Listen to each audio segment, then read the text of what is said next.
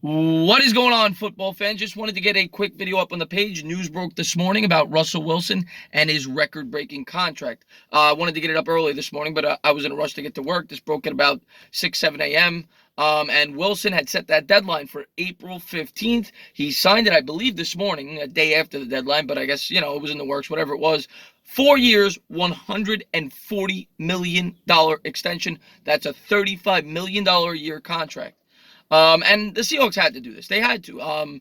Wilson's still in his prime. He's 30 years old, and he's one of the top quarterbacks in the league, if not the top. That's how talented this guy is. He's that good. What he did last year with that offensive line is miraculous. I mean, he's that good of a quarterback.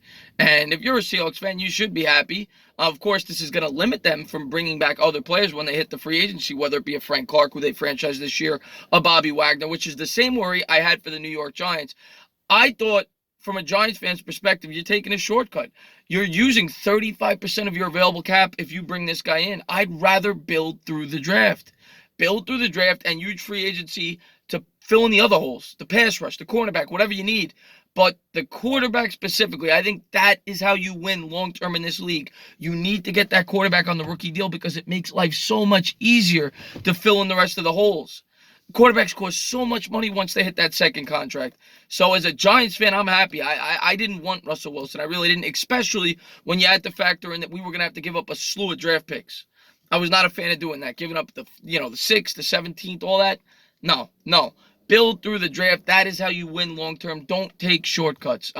So as a Giants fan, I'm happy. I'm happy. Now let's go and get our quarterback in this draft or the next, whatever it is. Let's build up that defense and let's use that $100 million in cap space next year to fill in the rest of the holes.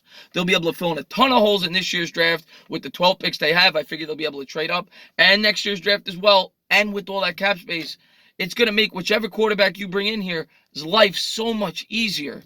So I think the Giants are doing it the right way. I'm glad that they stayed away from Wilson. That's not a knock on Wilson. If you're a Seahawks fan, it's a good move. You needed to keep this guy.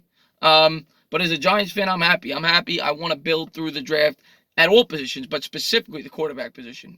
So I'd like to get your guys' thoughts. What did you think of this contract? 4 years, $140, $35 million. That's a lot of money, but he's earned it. He really has. Russell Wilson's been terrific. Former third-round pick out of Wisconsin, and he's proved all the doubters wrong his whole career, and I'm sure he will continue to flourish, especially if the Seahawks can provide him with an offensive line.